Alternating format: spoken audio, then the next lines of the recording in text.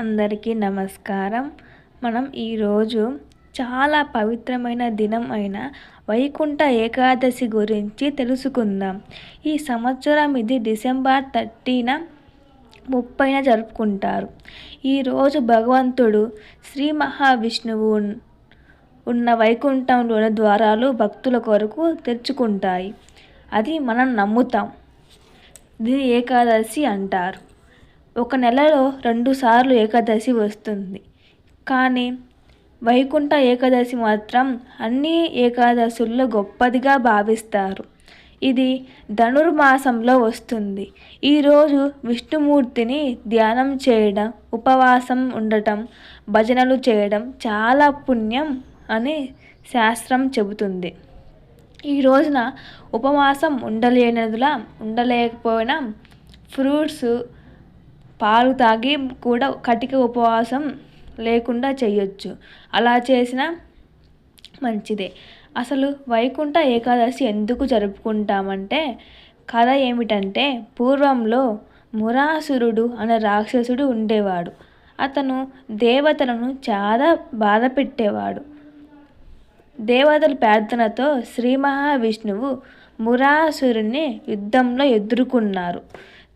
చాలా రోజుల పాటు యుద్ధం జరిగిన భగవంతుడు కొద్దిగా విశ్రాంతి తీసుకోవడానికి ఒక గుహలోకి వెళ్తారు. ఆ సమయంలో మురాసురుడు గోప్యంగా వచ్చి దాడి చేయాలని చూశాడు. అప్పుడే విష్ణుమూర్తి తేజస్సు నుండి ఒక దివ్య రూపిణి అవతరించింది.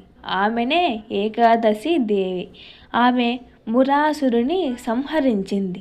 దాంతో సంతోషించిన శ్రీ మహావిష్ణువు ఇలా వరమిచ్చారు: ఈరోజు నాకు భక్తితో ఉపవాసం చేసి నన్ను స్మరించేవారు పాపాలు తొలగి నా వైకుంఠంలో స్నానం పొందుతారు.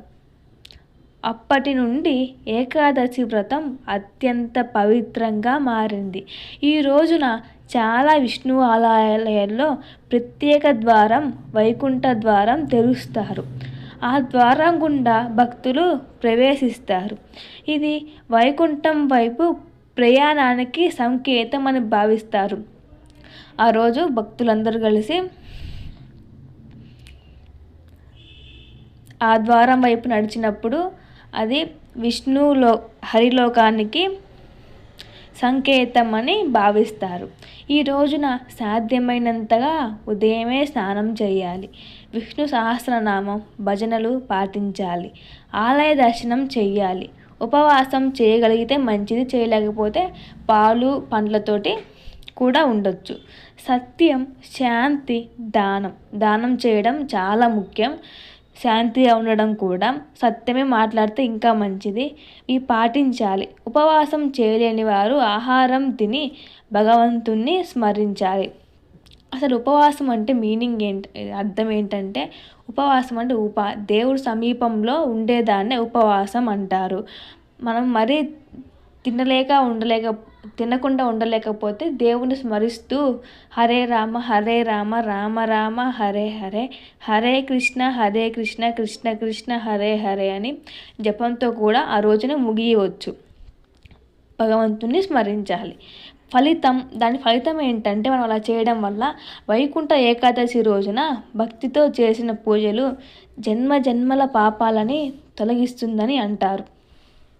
మోక్షానికి దారి చూపే రోజు అని కూడా పేరు. ప్రత్యేకంగా ఓం నమో నారాయణ ఈ జపమైనా చేయొచ్చు. విష్ణు సహస్రనామం వస్తే అదైనా చదవచ్చు లేదా వినొచ్చు. గజేంద్ర మోక్షం కూడా పఠనం చేయొచ్చు. భజనలు, హరినామ కీర్తనలు చేయొచ్చు. ఇలా కూడా చేయలేకపోతే హరే రామ స్మరించుకుంటూ ఉండొచ్చు. లేకుంటే ఓం నమో నారాయణ జపం కూడా చేయొచ్చు. అలా చేసినా మనకు పుణ్యం లభిస్తుంది, మోక్షం వస్తుంది. చివరిగా ఇలా భక్తితో జరుపుకునే పవిత్ర దినమే వైకుంఠ ఏకాదశి. మీ కుటుంబం అంతా కలిసి పూజ చేయండి. శ్రీమన్నారాయణ కృపకు పాత్రులవ్వాలని కోరుకుంటున్నాం. ఇంతవరకు మనము వైకుంఠ ఏకాదశి గురించి చెప్పుకున్నాం. Please share and subscribe and like. Thank you for watching. జై శ్రీరామ్.